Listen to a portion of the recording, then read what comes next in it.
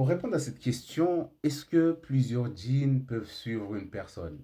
Ça, c'est vraiment le plus basique. Je vais te raconter une histoire et après, tu comprendras dans cette histoire-là. Un jour, j'étais en train de faire un traitement à une jeune femme euh, qui avait dans la vingtaine. Voilà. Et pendant le traitement, c'est un traitement qui a duré très longtemps. Ça a duré 3 semaines ou plus. Et pendant qu'on récitait, la personne était possédée pendant 3 semaines d'affilée, sans arrêt. Du coup, elle était fatiguée, elle ne savait plus quoi faire, etc. Et après, on se dit, mais depuis le temps auquel on récite, ça fait 3 semaines, il y a toujours des possessions, on est obligé de la réveiller pour qu'elle revienne en elle-même, pour qu'elle mange. Après, elle était très fatiguée, même nous, on était épuisés. C'était au début. Et après, on dit, ah bah peut-être que les djinns, bah c'est peut-être fini. Mais en fait, il y a des djinns qui disent, en fait, mais vous dites que c'est fini. Mais en fait, il y a aussi d'autres djinns, en fait, qui font l'accueil. Ils attendent que nous, on part pour qu'ils viennent. Hein. Ça veut dire que des fois, selon les expériences, hein, des fois, en fait, tu trouves une personne, en fait, elle a tellement des problèmes. Elle est tellement remplie de des tonnes et des tonnes de problèmes. Et quand tous ces problèmes-là s'enlèvent d'un coup, il y en a d'autres qui viennent, mais en pire. Hein. Et ça augmente. Alors que des fois, en fait, il y a des djinns qui sont dans le corps. Quand le corps est rempli, il y en a qui font l'accueil, ils attendent que les autres finissent leur travail pour qu'eux, ils puissent venir. Donc, du coup, en fait, des fois, c'est comme ça.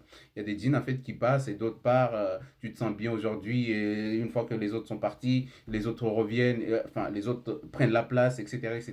C'est pour ça qu'il y a beaucoup de gens, en fait, ils se soignent, mais ils ont l'impression que ça n'avance pas. Alors qu'en fait, c'est pas que ton soin n'avance pas, c'est pas que tu avances pas dans tes soins. En fait, ça marche, mais en fait, c'est lent. C'est très lent. En fait, il faut une grande intensité, il faut être déterminé. C'est pas du jour au lendemain auquel 50 000 djinns, imagine qu'ils font la queue. Comment ils vont partir? Ils vont pas sortir comme toi tu veux. C'est pas comme ça que ça se passe. Il faut vraiment une détermination. Donc, du coup, quand les djinns sont dans le corps, quand tu te soignes, ceux qui sont dans le corps, bah, ils partent petit à petit aussi. Hein. Parce que s'ils partaient tout d'un coup, bah, il y aurait eu quand même des réactions lourdes.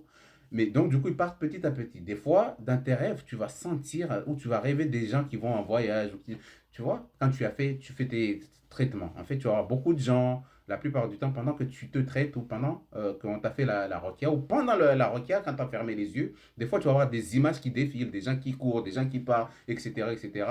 Mais une fois qu'ils sont partis, ça se peut que, si la personne il a beaucoup d'ennemis, ça se peut que ceux qui étaient à l'extérieur qui attendaient leur tour, bah, ils viennent passer aussi, ils attendent leur tour. Du coup, une fois que les autres sont partis, bah, si tes protections sont faibles, si tu te traites pas comme il faut, si tu négliges les protections, tu négliges les lectures du Coran, etc., ça peut laisser la place à ceux qui faisaient la queue aussi pour venir faire leur travail. Donc, c'est pour ça que quand on se soigne, quand les invocations qu'on fait, ya Allah, protège-moi, protège ma famille, guéris-moi de tout mal et retourne le mal à ceux qui l'ont envoyé. Allahumma man aradana wa arada al-muslimina bis-su'in wa sharri fajal kaydahu fi nahari. Hein. Donc c'est de cette manière-là. Mais il peut y avoir 70 000 djinns qui te suivent mais c'est pas ça qui va nous empêcher de vivre. On se protège et on avance. C'est comme ça. On va pas se dire oui parce qu'il y a 70 000 djinns qui me suivent derrière, qui veulent ma peau, que je vais pas prier, je vais pas sortir dehors. Non, au contraire. Tu dois en plus de ça courir, suivre la vie comme elle est. Tu dois aller au travail. Tu dois pas t'enfermer chez toi. Tu dois sortir justement. Tu dois trouver ta subsistance, etc., etc.